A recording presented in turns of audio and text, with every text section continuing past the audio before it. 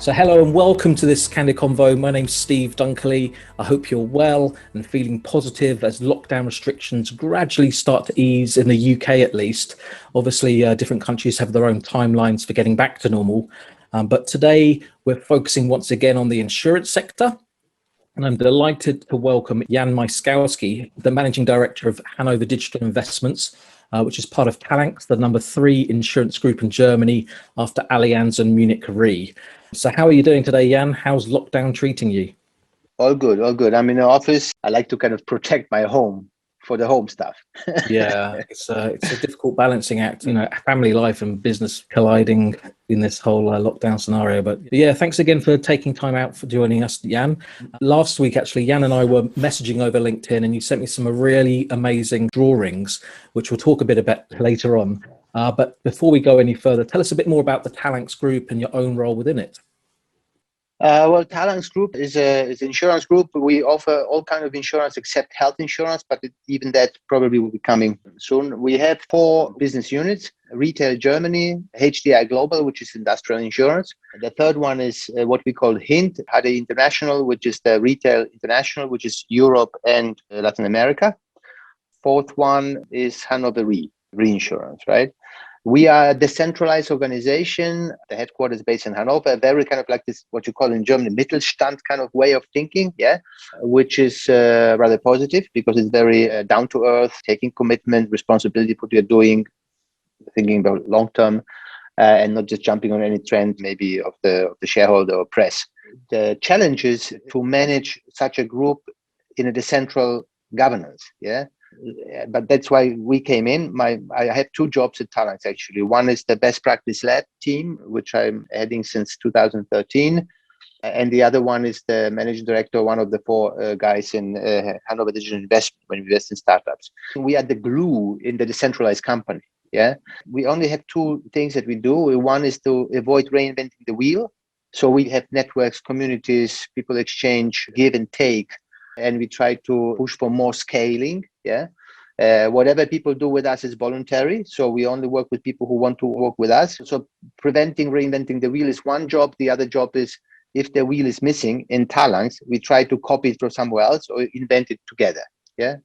And we have only one KPI, which is if somebody talks to us, meets us, we want that this person or this team wants to see us again. So they have to want to see us again. Because if you stop, you can have the best idea, best solution, but if you cannot meet them, they don't want to meet you, then you cannot do anything. So for us, it's the most important thing is the relationship is stable and it is fed by meaningful stuff, also human stuff that people say, I want to do it again with them. So this is very important. And what we basically do, we try to connect different business units, different geographies to improve our performance, especially in the 3-4 years. So the topics that we are working on are close to P&L. So it's basically the 2 biggest cash flows. One is pricing, revenue, where we have pricing people, marketing and distribution. And the second biggest cash flow going out, unfortunately, but this is our promise. So we pay for claims and stuff like that. Unfortunately, also for some criminals, the fraud. This is basically service, claims, contact centers, and fraud management. We have 3 other topics that we are working on. One is the behavior economics, which is extremely powerful if it comes to designing the decision situations. And the second one is artificial intelligence, using data algorithms and new business models like platforms, ecosystems, going direct. So this is the sphere in which we work. And for us, the most important part of it, the people. Because all the other stuff you can copy, buy, or build yourself. But if you don't have the right people, then nothing will happen. Exactly. I mean, it's interesting you mentioned behavioral economics and AI in the same sort of breath. If you really do it right, you have to convert, like converting from one to another religion. You have to accept people are not rational. And AI provides the data for this also. So people are not rational. You have to leave this kind of belief. Once you start believing people are not rational, you will see many things that prove it, and then you will know how to orchestrate them. What you do then, you say, okay, Steve, how does Steve actually decide to buy or choose a service or whatsoever, to repair the car, to get the cash or whatsoever? How does he decide? Is it a bargain hunter? Is it a price acceptor? Is it a loss avoider who is scared of taking any decisions? So number one, you are irrational. Number two, nobody wants to take decision because decision takes lots of energy in your brain, 25% or whatever, even without decision. Once you decide, you get like really, you need to eat because you need the energy. So nobody wants to take a decision. If you take decision, it's most of the time irrational. And once you understand that you can design the product differently, you communicate differently for a win-win. Because you don't want somebody to kind of rip off or whatever, and then people will talk badly about you and will be not happy. But if, for example, if you are a risk avoider, then I would give you the information that you feel comfortable with. So it's okay, the whole village bought it already. This guy that you know, you can talk to him and you can cancel the policy at any time. So I have to make it easier for you to buy it, and you will be happy afterwards. It's a huge change management. Most companies stop at using some experiments, some nudges. We are not there yet because, as you can imagine, people like to be rational because the mother told you that, the school told you that, the university told you that, all the companies tell you that, which is one of the biggest lie in the world, I think, that they try to convince you that people want the cheapest stuff or something like that. And it's very hard to change, but we are working on it. How long has that been going on, behavioral economics within your organization? Has it been a long program? 5 years. Okay, Yeah. so it's quite a mature. Yeah. Okay, I guess influenced by some of the writings of, like, is it Daniel Kahneman, for example? Absolutely, yeah. Or even Tversky, even more. But there are lots of very good papers, research. Unfortunately, lots of it is kind of like a marketing. People repeating the same stuff. But if you ask them, okay, so how can I use it now in my restaurant, or how can I use it in my company? Out of 100 people talking about behavioral economics, only 2 will left, and 1 will be successful. So the trick is to find the guy who actually knows how to translate it into real business. And this is not easy, but it's possible. So talking about Hannover Digital Investments, tell us about because it's a bit like the Shark Tank where you're sort of investing in startups and corporate VC usually corporate venture capital. So tell us about the HDI portfolio and maybe 1 or 2 really exciting startups you're working with at the moment. So it's relatively small. We invested about 35-40 million so far. Not everything successful, but it's always like that, But we have quite interesting companies in the portfolio. What we are focusing on is cyber, IoT, behavior economics, using artificial intelligence for predictive analytics, image recognition, this kind of thing. So it is always something that is directly or indirectly supporting our business, because we would like also to use the services. And geographically, we focus on Europe, Israel, North America. We have companies using behavior economics, like Genius AI in US. We have companies offering cyber services or kind of a smart collection services. And we also have Company Builder when we invested from Berlin. Next Big Thing is the name of the company where we are working HDI Global with the Things. It's kind of a spin-off to develop new business models and products where you can use data, sensors and stuff like that. So it's a learning process. So we learn a lot. We try to improve. It's a very complicated business because you have to understand the models, you have to understand the markets, you have the dynamics, the teams. They are starting very small and they are changing a lot. It's kind of like, like a child, in 2 years, you doubled your age. So you have to manage them. You just cannot just invest the money and then leave them alone. You really have to be involved whenever it makes sense for them. So we leave the space, but whenever we can help, we help. And we have venture days, kind of like a virtual pitching right now. The trick is maybe to pick the right companies. Also have to access to them because there's so many of them. But it's interesting for us to learn what's possible or not. And there's like a sweeping over like some ideas or solutions into our operations. We start now the Ops Days. What we call Venture Days is for investment. Ops Days is for connecting them with our people as customer so they can use the services, which is for the startups quite interesting because they not only get the money is everywhere. So our proposition is that we have global businesses, so we can bring you to our customers or to us as a customer. Of course, we have understanding of insurance business, which is also helpful for the startup. But you talked a bit about behavioral economics.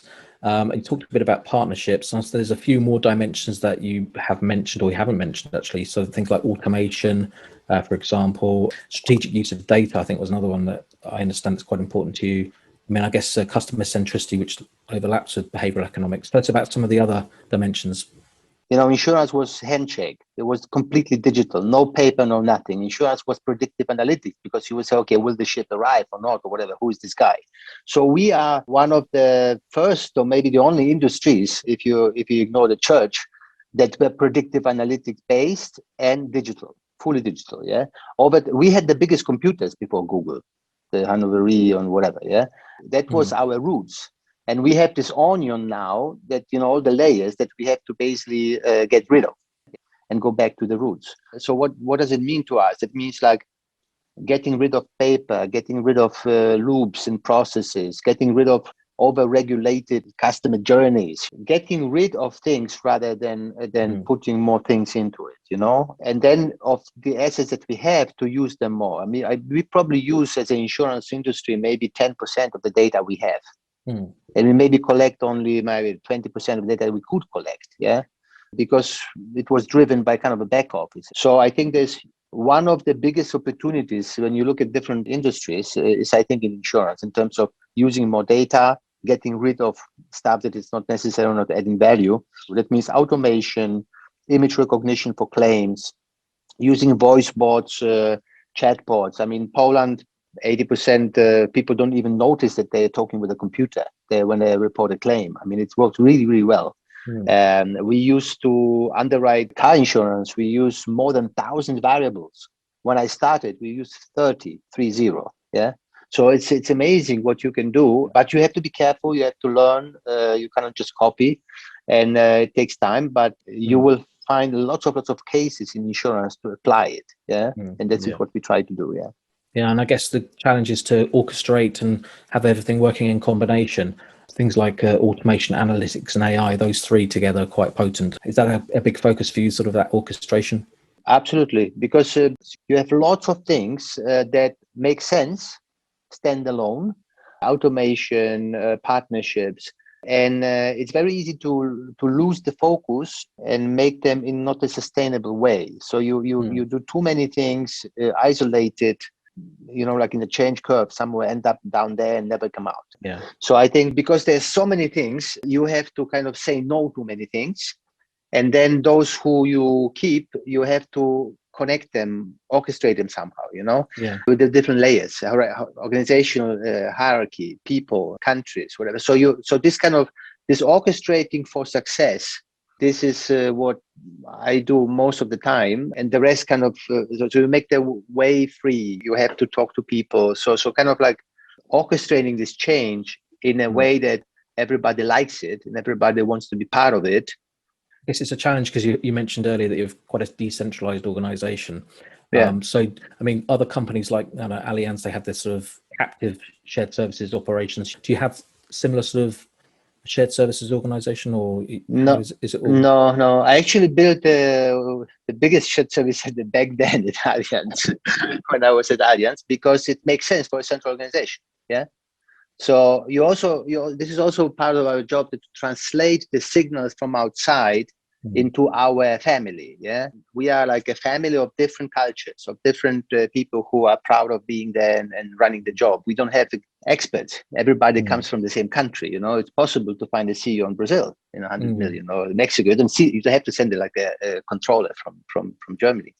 So that means that if I would be in Allianz, I would still build kind of shared service centers of competence, centralized whatsoever. In our case, it doesn't make sense, because it doesn't make sense because our culture governance is different. So we have to find other ways how to do it. So what we do, I personally don't think it does make any sense to have a chief transformation officer, digital, because you monopolize the topic and the rest will not do anything. So in our organization, everybody has to take the signals and keep improving, keep doing something. So if you're a claims manager in Poland, you will talk about the chatbots, automation, and not a chief automation officer. Yeah. Why would you need them? Yeah. Wow. So and it takes longer, it takes more work, but it's more sustainable, I think. But you have to understand: am I decentralized, centralized, or something between? And how do I translate it into my organization? For us, this kind of central things do not make sense. Nobody would like it. because our chief executives officer don't execute the order from Hannover, but they actually are more like an entrepreneur officer. They have to, so we basically hire and fire CEOs, give and take money. And if they don't perform, they have to go. If they perform, they can hire their own CFO, blah, blah, blah. So they are entrepreneurs, yeah? Otherwise, it doesn't work, decentralized organization, if you don't have entrepreneurs at the end of the tree or whatever you call it, yeah? The leaves at the tree know best where the sun is, you know? The trunk doesn't have a clue. So we at our headquarters is like a trunk. The water is coming out like the money and stuff, yeah, and guidance, yeah. But the leaves know exactly where the sun is, so they turn to the sun, yeah. And the headquarters doesn't know where the sun is right now in Mexico, so why would they know, yeah? Yeah. Okay. As I mentioned earlier, I loved watching the animations you produced and the drawings as well. Especially when you go through the 10 key elements of leadership and it sort of reveals the word leadership at the end. Once you've established trust, it is time to act. Timeless capabilities need to play together. Collaboration, consequence, emotional intelligence, adaptability, empowerment, transparency, curiosity, sharing, creativity, team spirit. You are the conductor of your capabilities orchestra. Every talent, every customer, every unexpected has a rhythm. It resonates with your acting. You play to succeed. Play it right.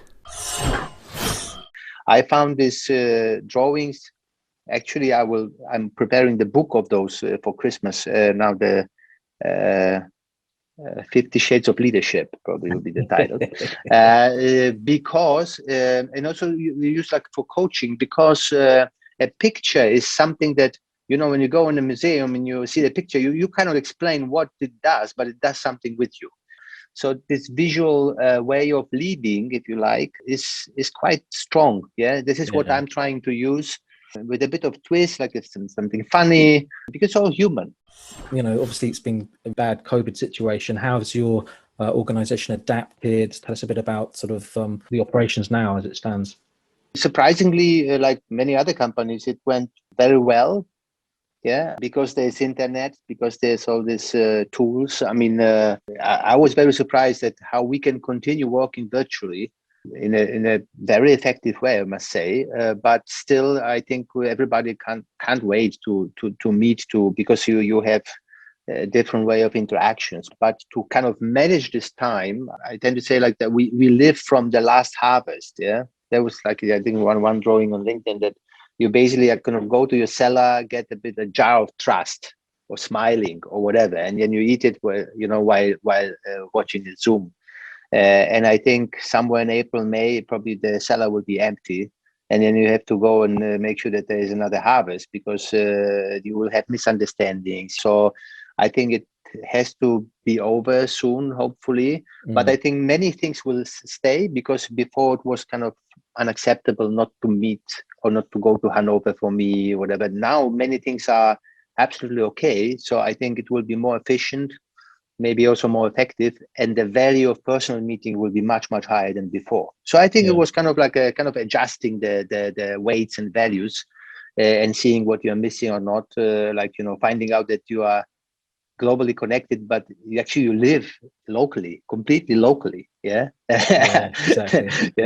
And so there are many. I think it depends how much we learn from it. People tend to forget, especially what's negative, very quickly, but some will learn maybe, and everything will be better afterwards. Yeah, exactly. But yeah, I mean, sort of running out of time now, Jan, but it's been great speaking with you. Anything else you want to add to the conversation as we sort of sign off? Buy my book for Christmas. Go to YouTube my name if you like it. I would love to, if somebody has an idea where I can help, I would love to kind of influence people if they want to, with a kind of common sense, very human way of doing business. Yeah. So, and I hope people think about it when they choose the job, apply for a job whatsoever. They think, okay, I go there as a human. And I want to improve rather than just get some money and pay for it with whatever. So I think just be very honest to yourself. That would be my advice. And I have to do it every day also. It's not easy. Exactly. But thank you for having me. Yeah. No problem. No problem. Thanks very much, Jan. I'll leave you to it and be in touch very soon. Thank you, Steve. All the best. Stay healthy. Take care. Yeah. Right, bye-bye. Bye.